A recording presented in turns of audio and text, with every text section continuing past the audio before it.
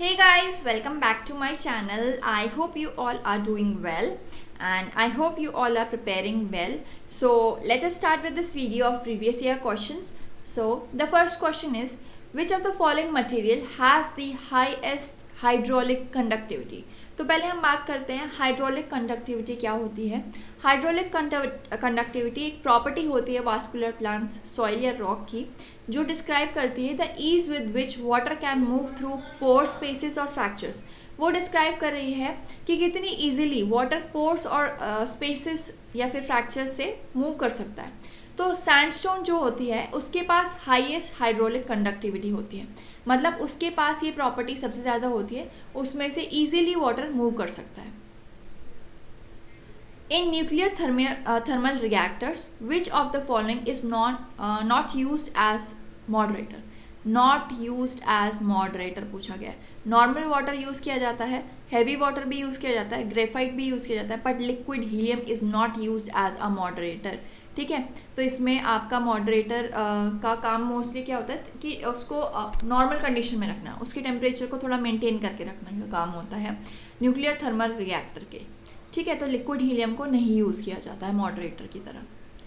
Now we have a match the following, जिसमें analytical functions हैं और एक्टिविटी अंडर फंक्शन पूछा गया है कि कौन से एनालिटिकल फंक्शन की कौन सी एक्टिविटी है।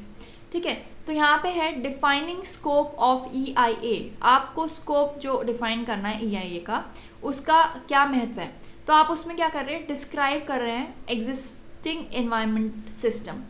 You are giving a description of the existing environment system in the scope of EIA.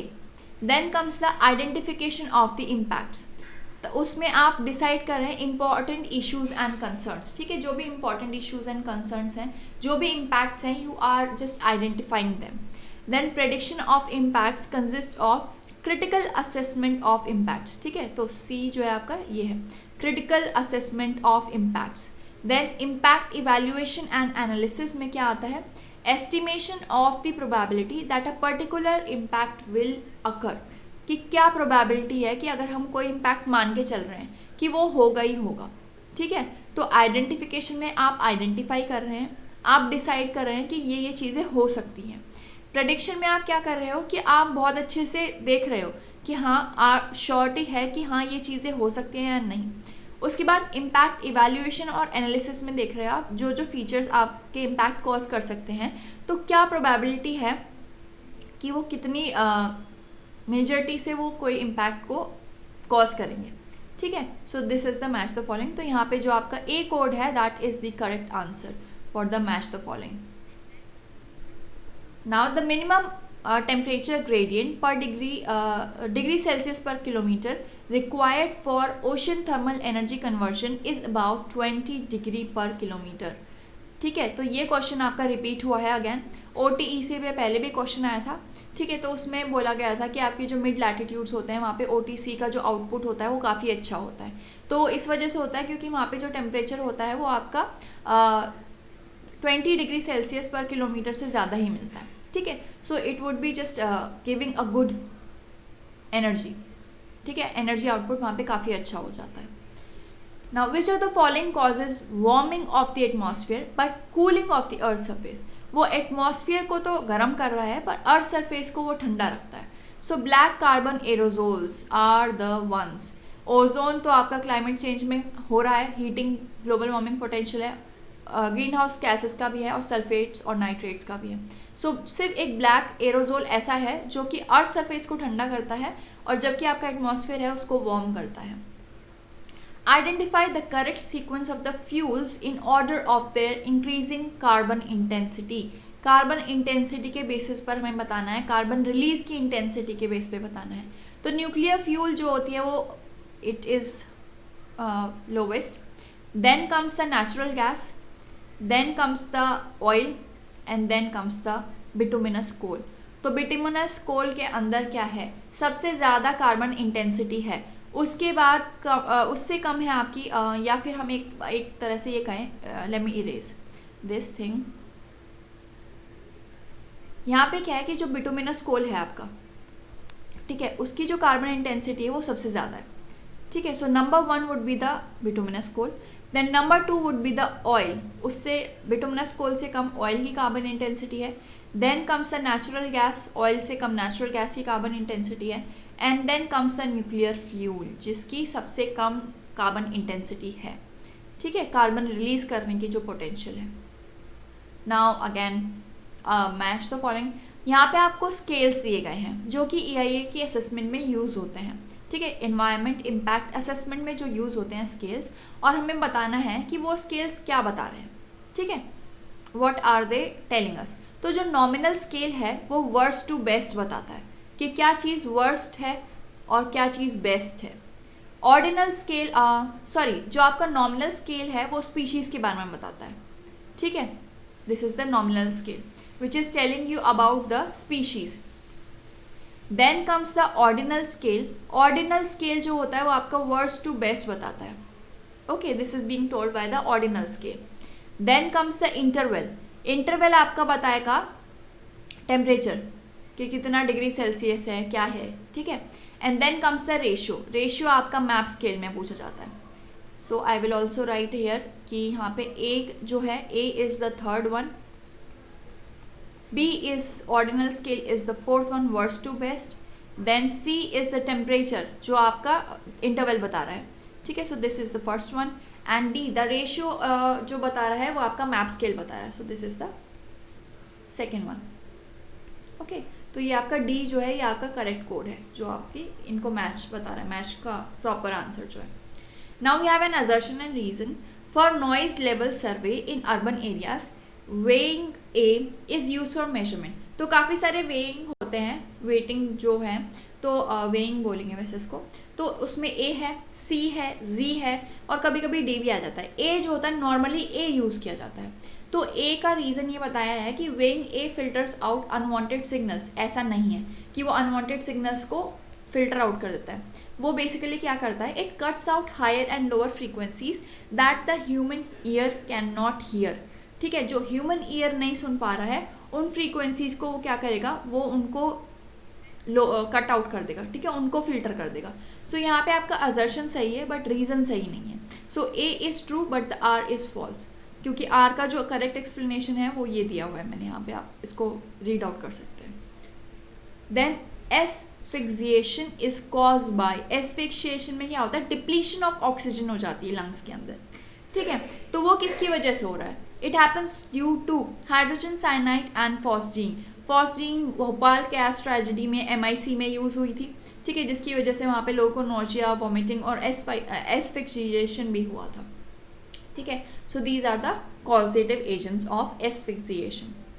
Now we have a sequence of a typical sewage treatment plant. Operation process will be कि एक typical sewage plant में क्या process होता है operation का. सबसे पहले aeration होती है, आप एयर को इंट्रोड्यूस करेंगे.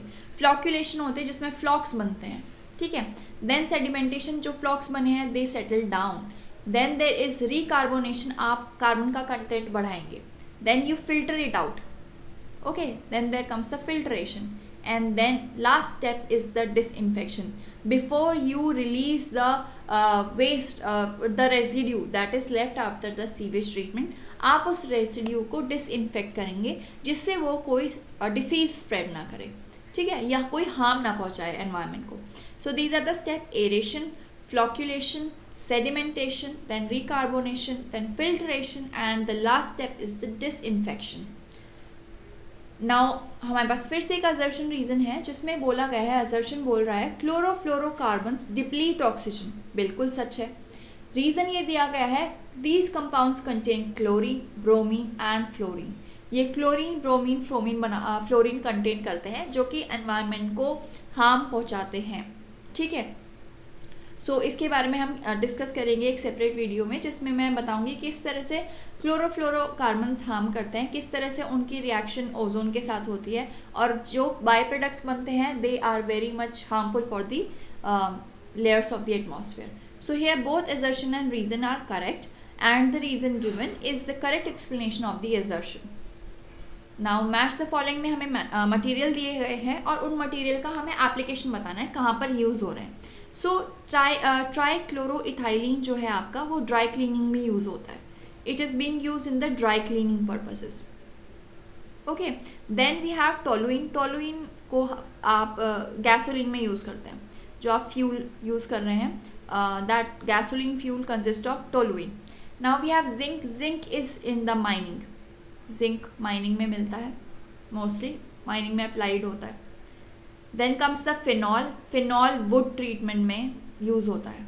Okay, so phenol is being used in the wood treatment. So the code A is the correct answer for this question. Now we have, which one of the following isotopes have maximum half life period. Half life period बताना है हमें यहाँ पे. तो यहाँ पे जो रेडन 222 है, 222 है, उसकी हाफ लाइफ 3.8 डेज है. देन लेड 2110 की हाफ लाइफ जो है 22.3 ईयर्स है. और टाइटेनियम 2110 जैसा कुछ होता नहीं है, ठीक है, उसका कोई आइसोटोप 2110 नहीं है. और जो ये बिस्मथ 2110 है उसके साथ उसका है 5.012 डेज. तो सबसे बड़ा जो सबसे ज़्यादा हाफ लाइफ है, ठीक है, I was saying life span, ये हाफ लाइफ हैं सब इनकी, ठीक है. तो जो सबसे ज़्यादा हाफ लाइफ है वो लेड 2110 की है. तो यहाँ पे द आंसर बिकम्स लेड 2110 और PB2110. Now which of the following organic compound is not of biogenic origin. मतलब लिविंग सेल से नहीं बन रहा है जो, वो है एक्रोलीन. ये क्या है, मैन मेड है. Okay, it is not form by the living cells. बाकी ये सब लिविंग सेल से कहीं ना कहीं बन रहे हैं. वॉलेटाइल ऑर्गेनिक कंपाउंड्स में ये प्रेजेंट होते हैं जो कि प्लांट से रिलीज हो रहे हैं, ठीक है. So isoprene and this alpha pinene, these all are produced in the volatile organic compounds by plants or other living cells.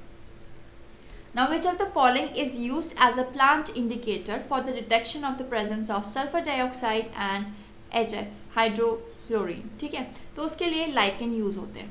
Lichens की ग्रोथ बताती है काफ़ी ज़्यादा कि जो पॉल्यूशन है, ठीक है, उसके बारे में हम लाइकन्स यूज़ करते हैं. पॉल्यूशन को डिटेक्ट करने के लिए लाइकन्स का यूज़ होता है.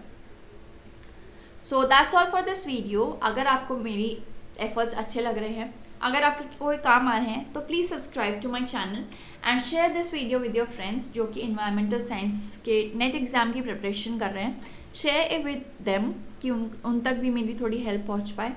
एंड कोई भी आपको डाउट्स हो, आपको कोई हेल्प चाहिए हो, you can always comment me in the comment box और you can email me at my email ID that I would be mentioning in the description box. And I would just thank you very much for watching my videos and thank you for the love that you guys are giving me. I receive a lot of mails from you guys asking for help, and I am really very happy that I am able to help, because when I was preparing for this exam I had no guidance, I had nobody to help me or tell me ki how should I prepare. I prepared it on my own. Okay, so I hope that you guys also prepare it well and clear this exam in this one go. I hope my videos help you in some way or the other. So stay tuned to my channel and just subscribe, and thank you very much.